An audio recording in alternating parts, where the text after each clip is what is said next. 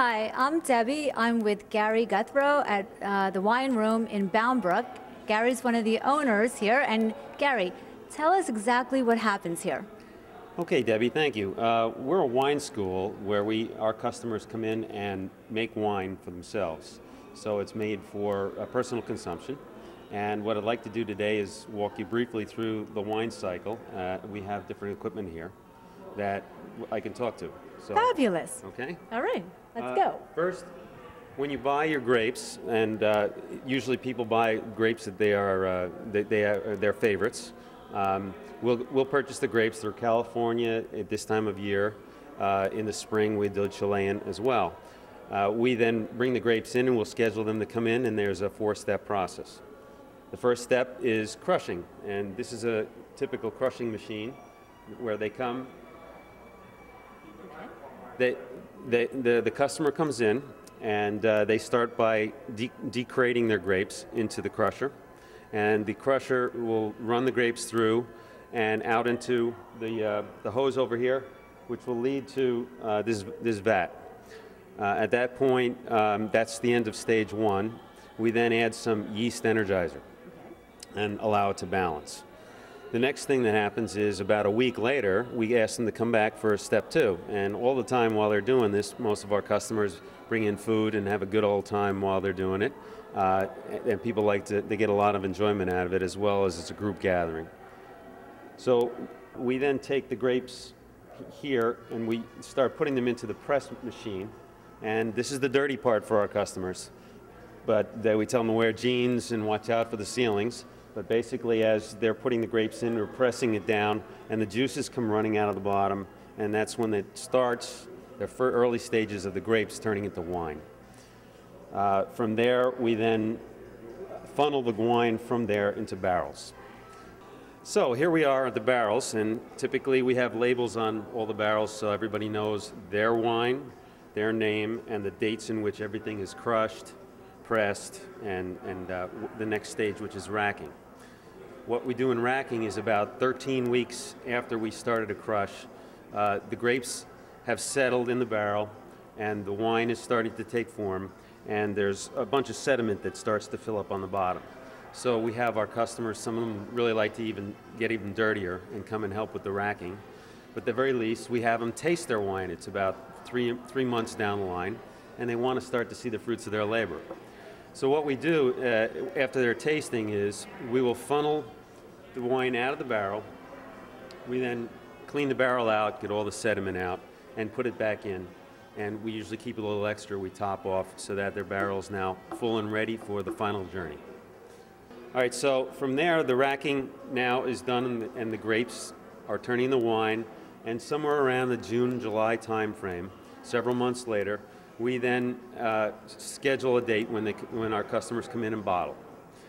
And this machine is one of the key elements because there's a little bit of sediment still left. So the grapes run through there, it's called a filter, and out into this barrel. We usually do it the morning that the customer comes in to bottle their grapes. So they come in and they'll see this, and it's all set up for them to do the bottling. Okay, so now it's down to the best part. Okay, our customers come in. Typically, we have wine groups of all sizes. They bring in a whole spread of food, and their barrels set up for them to put into their bottles. They would start the process. We get them started. They'll fill this rack up with bottles, and they're smart bottling so that they fill the bottle up to right about the neck automatically, and then automatically stop. And they take it out of there. Put the bottles in the corker. We got corks for them. They then cork it down. The only other thing that we have is we have different colored caps that they can put on, and there's a heat machine that allows the caps to shrink for the final finish of the bottle. The best part too, as the customers take it home, is they make custom labels. Everybody, they make different colorful labels. They have different sayings. Some people are serious, some people joke around. But the key is they have their name on them.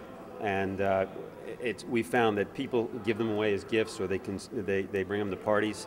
It becomes a big talking point. And it's one of the fun parts of it, is taking it away, saying, This is my signature bottle. This is my wine. I made it. They're proud about that whole exercise. Now, people doing a barrel, they'll take home 20 cases of wine. It's 240 bottles. So it's really neat. They get a whole lot of it. And being that groups come in, they typically split that up. So there's 4 or 5 cases per person. It's plenty enough just to get them till they come back again next year and do it again. So it's really a lot of fun. And we hope to get as many people down here. Again, it's a wine school, and it's the wine room. Excellent.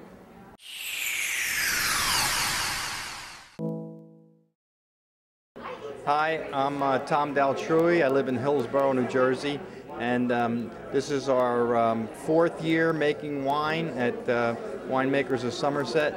We have a group of 19 people this year, and we have a lot of fun doing it. It's great time, and the wine that we make has just been wonderful. We've really enjoyed it. And the reason we keep coming back is because the quality of the wine is just outstanding, and we have a lot of fun. So come on over and join us.